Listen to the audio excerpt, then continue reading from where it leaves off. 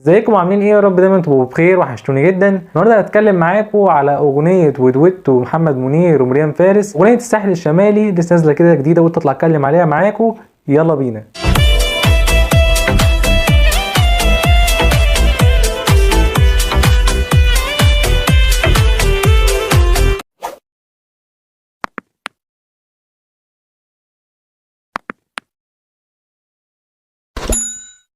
اغنيه الساحل الشمالي للكينج محمد منير ومريم فارس، دويتو غريب جدا، تفاصيل كتير جدا هقول لكم عليها، وهقول لكم برده رايي في الاغنيه. انا بالنسبه لي مبدئيا كده قبل ما اتكلم في اي حاجه، هي الاغنيه من كلمات والحان وتوزيع محمد رحيم، راجل عبقري، مش هقدر انكر حاجه زي دي. محدش يقدر يختلف ان محمد رحيم من الملحنين اخر 20 سنه مثلا، هو من الملحنين التوب، وانا بحترمه جدا وبحبه بعيدا عن اي حاجه. برده ده مش هيمنع ان انا اقول لكم على شويه حاجات كده ما حسيتهاش في الاغنيه، شايف ان هي لو ما كانتش موجوده في الاغنيه كانت هتبقى احسن. يعني انا شايف محمد رحيم ملحن جامد جدا، بغض النظر ان هو لو عاوز يعمل اي حاجه او اي حد عنده كذا موهبه مع بعض يقدر يعملها، حاجه مش عيب وحاجه حلوه. بالنسبه لي الاغنيه هتكلم عليها الاول كلحن.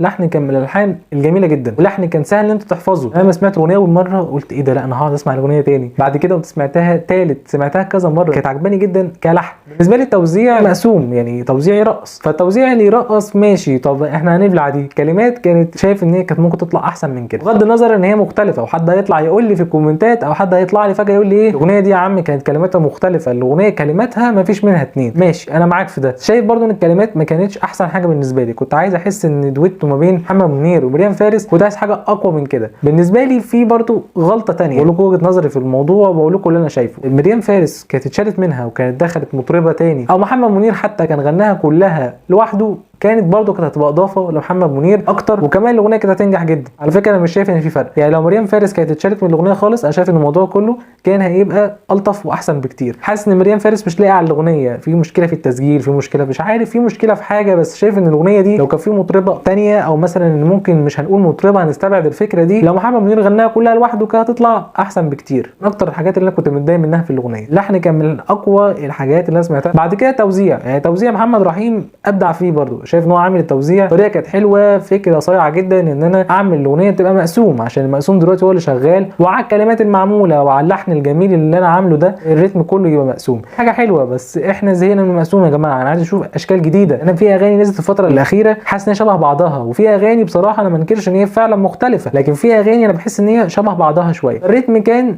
الجديد يعني ما فيهوش اي حاجه شايف ان انا سمعته زي قبل كده. بالنسبه للكلمات كانت ممكن تطلع افضل من كده بالنسبه لي. محمد رحيم ملحن كبير وانا بحبك جدا وبحب شغلك، بس شايف ان يكون في تطور اكتر من كده، يكون باحترافيه اكتر من كده. كلمات ما كانتش مضايقاني على فكره، والتوزيع كان رايق قوي، وشايف ان هو قوي بعد اللحن هو يعمل توزيع مقسوم، برغم ان هو مكرر، وبرغم ان انا سمعت زيه كتير. بالنسبه لي محمد منير هو اضافه لاي اغنيه واي حاجه، وهو محمد منير في حته لوحده بعيدا بقى عن كل الفنانين وكل الناس اللي في الوسط الفني. انا مش هذكر اسماء، بس محمد منير وطريقته في الغنى وهو نفسه حته تانية خالص، وسابق الكل بكتير. حتى لو هو بيبطل يعمل اغاني، او الاغاني الفتره الاخيره انا معاكم وهتكلم معاكم بصراحه ان هي مش دايما بتطلع احسن حاجه، والاغاني اللي محمد منير بينزلها بحس ان هي مبقاش في نسب استماع زي الاول. الاغاني الجديده بتاعت محمد منير مش زي زمان، انا معاكم في ده، بس انا شايف ان التغيير مش في صالحه قوي. يعني محمد منير اغانيه زمان كانت احلى كتير، دلوقتي الاغاني بتاعته مش قوي، اغاني تطلع حلوه واغاني نص نص، مش كله. محمد منير هو هيفضل محمد منير على اي وضع وعلى اي مكان. بالنسبه لي ده كان رايي في الاغنيه. تقييم الاغنيه هو 6 من 10. قولوا لكم في الكومنتات تحت وعرفوا لي الاغنيه كانت عاجباكم وما كانتش قد كده. والاغنيه بشكل عام اقوى حاجه فيها كانت اللحن والتوزيع، والكلمات كانت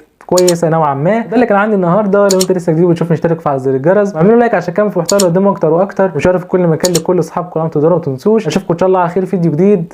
شكرا.